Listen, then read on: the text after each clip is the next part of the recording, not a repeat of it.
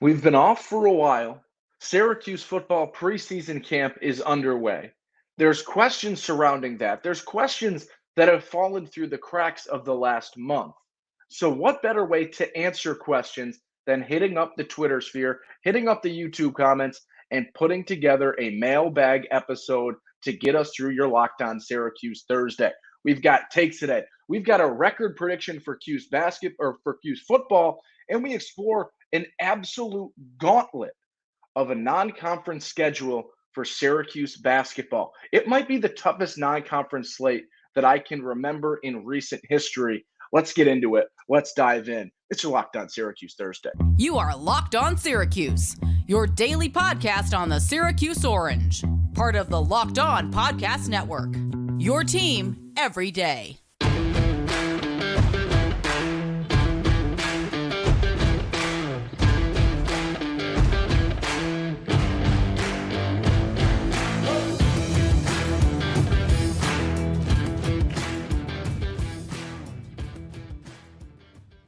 What's up? What's happening? Happy Thursday, Syracuse fans. And thank you so much for making Locked On Syracuse your first listen today and every day. We're free and available wherever you get podcasts, part of the Locked On Podcast Network. It's your boy OV here, Owen Valentine, talking with you on this beautiful-ish Thursday in Central New York, answering a few of your questions from Twitter at LO_Syracuse, from the YouTube comments, or from whatever other means you guys were able to reach out to me. We got 4 questions that we'll be hitting on today, 3 main ones, and then one that sort of slides in, I think, pair hand in hand in terms of the SU basketball floor, and then that non-conference slate that pairs alongside it. But before that, we go to Twitter, we go to football, because preseason camp started up yesterday. You're starting to see some videos, starting to be able to piece together a little bit of info about this team. How's Schrader's arm? Who can do this? Who's taking backup reps? Things like that. You're going to start to see some answers find their way to the top of your Twitter pages, your whatever, your news articles, whatever you see. You're going to start to see these things piece themselves together. Today, we start out with an early question. It's too early for me to want to really stamp the official number on there for me, but it is something that we will take a look at, and it is from Rob Boris at rboris9 on Twitter. The Syracuse football record prediction as of now, and that is where we start. So we take a look at the schedule, because in many ways, it is a simple schedule for Syracuse. You were able to get some relatively lucky draws in terms of the conference opponents that you play, especially in the latter portion of your schedule. But simultaneously, you've got an absolute 3-week gauntlet as you go Clemson, North Carolina, Florida State, back to back to back, with no bye week right there. It's a tough stretch. So there are parts of this schedule that are very easy. And I feel like that's a good sign for Syracuse and something that they need and can benefit from. But at the same time, there are some very, very tough stretches, and one specific. Fortunately for Syracuse, I will say this. I think they're lucky in terms of the timing of that stretch, that it is your first 3 ACC games, because I feel like we've seen your tougher games, your games where you need that size, your games where you need everyone healthy in recent years, oftentimes towards the back of the schedule. And this time around, they are your first 3 games in ACC play, which means you're going to, in theory, have your healthiest roster out there, have the most tools at your disposal, right? You're 4 weeks into the season at that point. So you've figured out some things. You've figured out that offense, the defense. You can expand on the playbook at that point in time. And now you've got the ability to play your toughest 3 games back to back to back, but with your healthiest team possible. So let's take a look at the schedule. Week 1, they open up with Colgate. I cannot imagine they lose to Colgate. That puts them at 1-0. Week 2, back at the Dome against Western Michigan. I think that puts them at 2-0. Right? That's an easy start for Syracuse, is a 2-0 against Colgate and Western Michigan. Those are games you have to win, with the 4-3 or the whatever it is, the 4 games in the non-conference slate, and two of them being relatively tough. You need those two games. You got to start 2-0. I think they can do it. And then you go into the rematch of what could have been Syracuse's most exciting game of last season, and that was the game against Purdue in the Dome. Now, I will say this. Purdue lost that football game more than Syracuse won. Rondé Gadsden, Garrett Schrader make a hell of a play down the stretch. It was an exciting game. Syracuse kept coming back, clawing their way back in. But the way Syracuse played in the first half and the way Purdue played as a whole, they gave Syracuse that game, I will say. I will also say this. They're probably going to want their revenge. They're a decent football program. They're a strong team, and they're going to want that sour taste out of their mouth. That's a tough game for Syracuse. Where do they fall in that one? I do think it's a toss-up in the eyes of many people because of, Syracuse being who they are, having, unfortunately for them, not the greatest recruiting class I've ever seen. They do not bring in better recruits or better transfer portal guys than they lost. I will throw that out there. This is a team that it has some returners in valuable spots at quarterback, at tight end / receiver, on that D line. They've got value where you need value. But there are a lot of question marks at this point in time, and I can't deny that. So here's my prediction in that one. I would say that Syracuse loses this one. That's going to be my first take. So they're 2-1 now with a loss to Purdue. I will give them a win against Army. I think they can do that. I think they can do it. They can lose that game without question. Army is a team that can beat Syracuse. Syracuse struggled against the run last season. And that's something that they could do again this time around without question. But I'll give them that. That puts them at 3-1. Then you get to the Gauntlet, the Clemson, UNC, Florida State back-to-back. I am in no mood to go bold here. They lose all three of those. They are now 3-4 on the season, which is okay. And then you've got 5 ACC games remaining. Virginia Tech, Boston College, Pitt, Georgia Tech, Wake Forest. Now, the ACC preseason rankings came out with a number of the media members voting, including Syracuse.com's Emily Leiker, amongst many others. I think there were over 100 and something votes or voters in that. Syracuse was picked to finish 10th. There's 4 teams below Syracuse. Fortunately for Syracuse, they play 3 of the 4 teams ranked below them in this last 5-game stretch. That's Virginia Tech, that's Boston College, and that is Georgia Tech. Wake Forest is the team above them. I look at this stretch, and it's really easy, which I think is very good for Syracuse in terms of being able to snag a few wins. So they're 3-4 at this point in time. I think they can beat Virginia Tech. Yeah, that's a close one. I think they can beat BC. This Boston College team is not good. I think you can beat BC. So I'll even say I think they go 6-6. There's the thought. They're 3-4. Can they win 3 of these last 5? I think so. I think they can win 3 of the 5 against Virginia Tech, Boston College, Pitt, GT, and Wake Forest to get to 6-6. Is there a way for them to do better? Yes. Is there a way for them to do worse? Very much so. But I think my prediction right now is a 6-6 team that makes its way back into a bowl game. I will tell you this. You're going to look at the November 11th game against Pitt in Yankee Stadium. When that game comes, and Syracuse is probably at that point 5-4, 4-5, somewhere in there. And you're going to be questioning why you forfeit a home game to play a game in Yankee Stadium again. This is not a nuanced thing anymore. You play in Yankee Stadium seemingly every 2 years, whether it be a game against Notre Dame or a game against Pitt now or a bowl game in the Pinstripe Bowl. You're playing pretty much every other year. in Yankee Stadium. If I'm not wrong, I think it's like 5 times in the last 15 years they've played a game in the Dome or in Yankee Stadium. It's not as cool as it once was.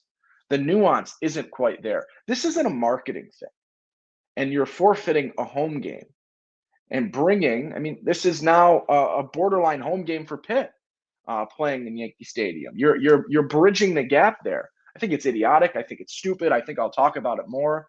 But that's a game that I have circled right now as a what are you doing? Because that is going to be a game that you wish was in the Dome, especially in year 2 of decent performance with a team that has the potential to make a bowl game and should make a bowl game. So my prediction right now, I have them at 6-6. Let's take a quick break.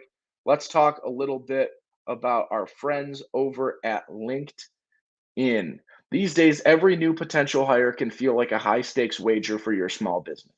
You want to be 100% certain that you have access to the best qualified candidates available. That's why you have to check out LinkedIn Jobs. LinkedIn Jobs helps you find the right people for your team faster and for free. It's so easy to create a free job post on LinkedIn Jobs. It is too easy. That is what they are doing for you.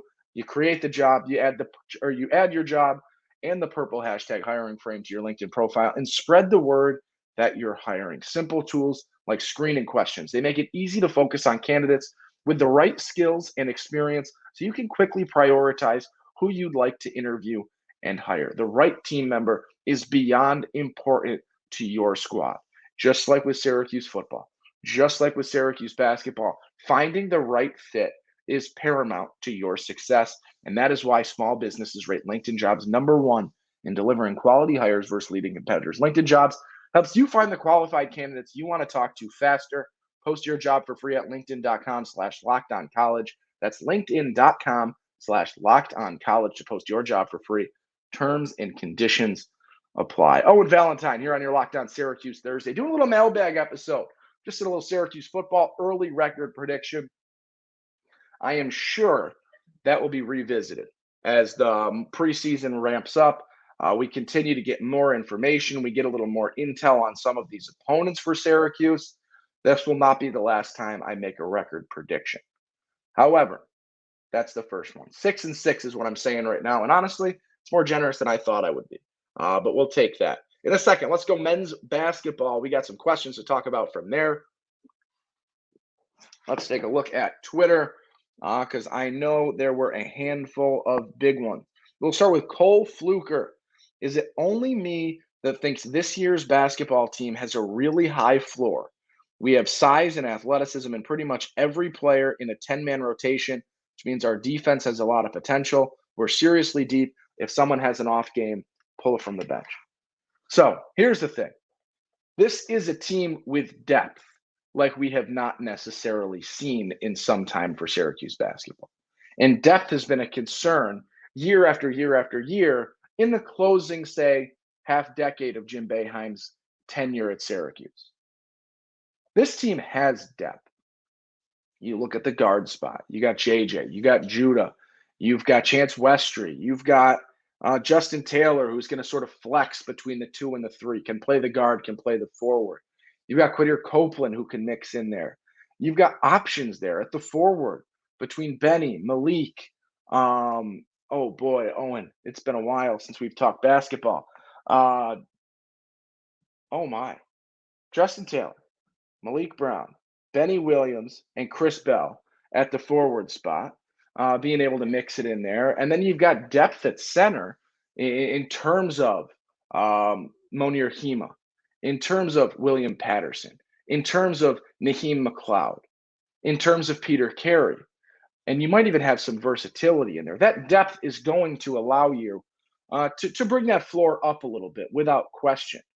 I don't necessarily know how high that floor is, and I'll tell you exactly why. And let me pull up YouTube because I want to give credit to whoever was commenting on this. And the comment basically said, and rightfully so, let's hold our horses here and take a look at this non-conference slate for Syracuse because it is worth examining before I can give you a firm decision on how high we can place the floor because of the difficulty in the schedule. And it's Gabe Wendell over on YouTube asking about that Cuse NCAA non-conference schedule because this is a gauntlet. I talked about a 3-game gauntlet for Syracuse football. Syracuse basketball is in such a tough boat as well. They open up with UNH and Canisius. Easy enough. Colgate has had Syracuse's number for far too long. I hope they get the revenge there. That's 3 games. From that point on, there's really only one gimme game on that schedule in terms of the non-conference slate. You follow up that 3-game spurt against UNH, Canisius, and Colgate, which you better be 3-0 at that point in time, going down to the Maui Invitational, where you've drawn Tennessee, who I tweeted out was a top 20 team easily, and many people said, let's pump that. It's a top 10 team in Tennessee. You play following that game the winner or loser of Purdue and Gonzaga. You are very likely going to play 2 top 10, maybe 2 top 15 teams in your first 5 games for Syracuse.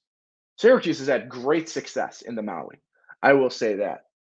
But these 2 games, and then a third against whoever you might be playing on the other side of that bracket, not exactly sure who you'll get, but there are not gimme games on the other side, barring one, and that is if you lose both. And I don't want to see Syracuse in that boat. But that is a gauntlet, back-to-back, and then that third game, whoever you might play. Then you get LSU in the ACC SEC Challenge. That is a pretty favorable matchup for Syracuse. It's a team that I believe was outside Ken Palm's top 150 last season in LSU. They had a top 50 recruiting class, a couple of 4-star guys that are decent, and some guys in the portal. So it's going to be, I believe they have 8 new additions. I could be wrong on that, but I think it's 2 in the recruiting class plus 5 or 6 in the portal. It's going to be a very different LSU team. I think that matchup still favors Syracuse, but that is a very, very tough, the possibility of a very tough matchup just because of the question marks and the little that we know at this point in time because of the turnover, because of the new faces there. Then you've got an Oregon team who is very good. They were a top 50 team in Ken Palm last season, and they add the number 8 recruiting class in the country with Kwame Evans, Jackson Shelsted, and Mookie Cook, all 4-star guys. Kwame Evans is a top 20 player in the country. They got 3 top 40 guys on this team, plus a couple of transfers in this recruiting class. They're top 10. That Oregon game, which was at one point going to be a fun, not that he was on this point, the Quincy Guerrier return game, even though it is in Sioux Falls, but not at either spot, would have been a fun one. And then you close out the non-conference slate with Niagara. So when you chalk up your gimmies, you got UNH, you got Canisius, and you've got Niagara. That's 3 gimme games. Colgate should be a gimme. I want to mark it as a gimme, but recency tells me no. That's a toss-up-ish game. That's probably a 66 or a 2/3, 1/3 in favor of Syracuse. And I feel the same way about that LSU game at this point in time. So you got 3 gimme games, 3 2/3, 1 or 2 2/3, 1/3 type games. And then you've got, I don't know, you're probably a 25% against Tennessee, maybe a 30% against Tennessee, and a similar number against Purdue and Gonzaga. Whoever that TBD game is, we'll see. And then that Oregon game is going to be very close to a toss-up, and that's all going to be dependent on what Syracuse does at the Maui. I mean, this is not an easy non-conference schedule, and it's a non-conference schedule that is going to put you into a tough spot or a really, really good spot.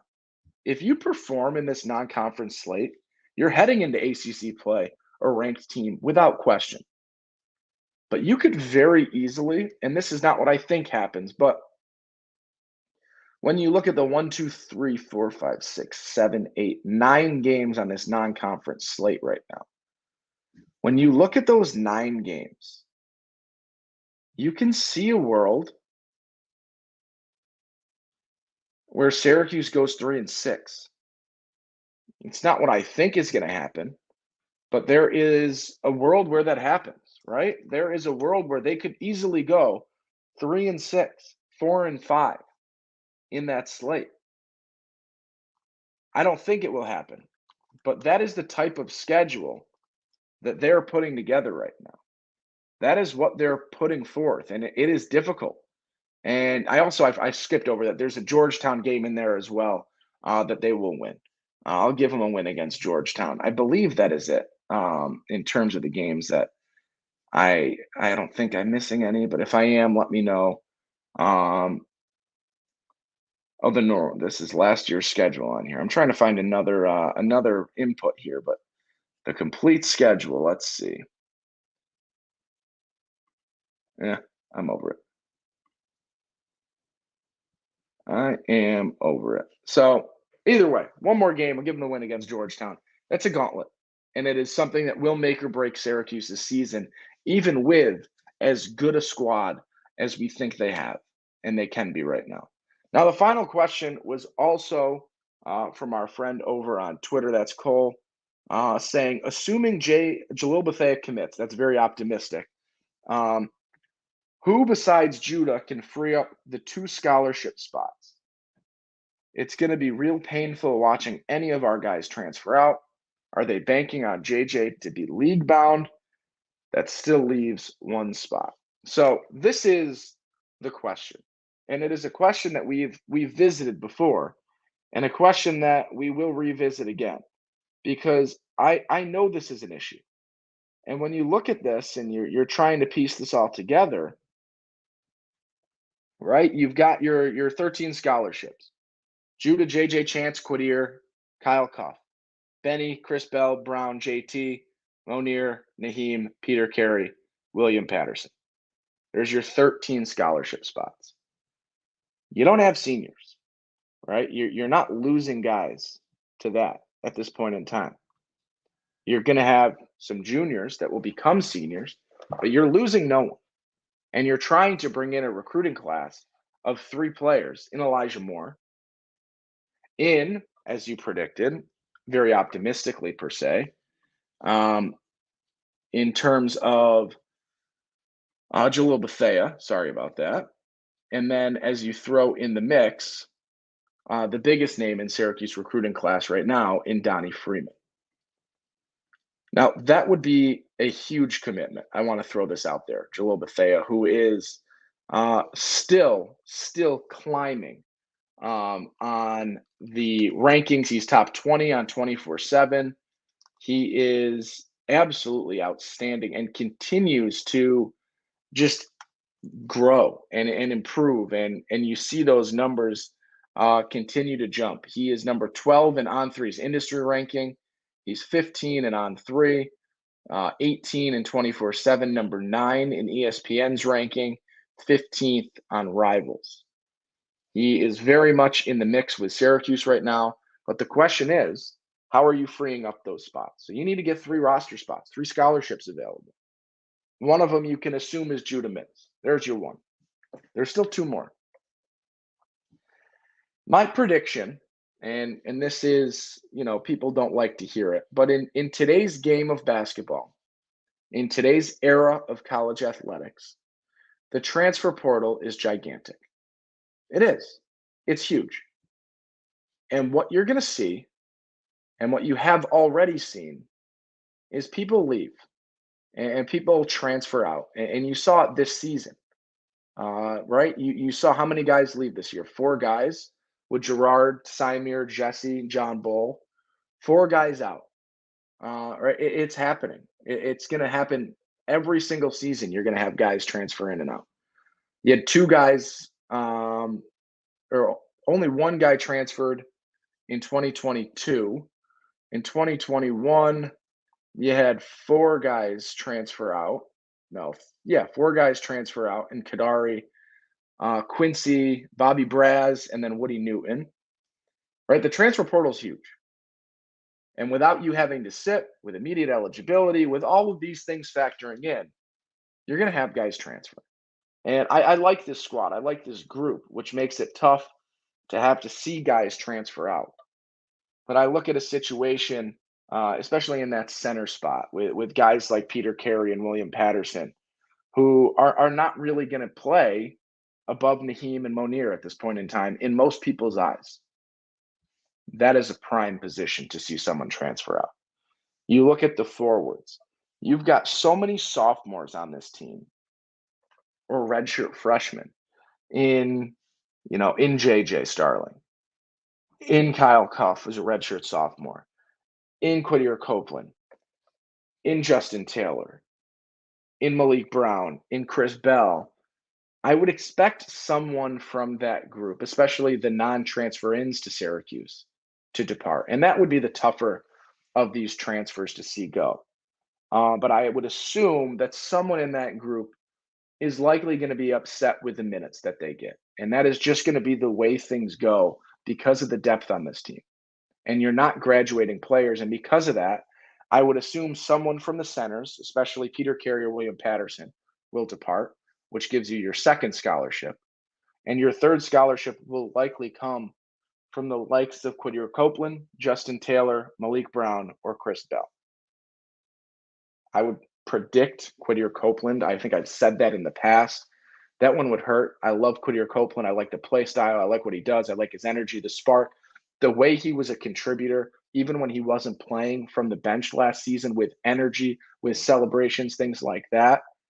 He seems like the odd man out in terms of minutes at this point. And I could be wrong. And I hope I'm wrong because I want to see him play and stay. But that's sort of where I fall at this point in time. All right. That'll do it for today. You're Locked On Syracuse Thursday. Thank you so much for making Locked On Syracuse your first listen today and every day. We're free and available wherever you get podcasts, part of the Locked On Podcast Network.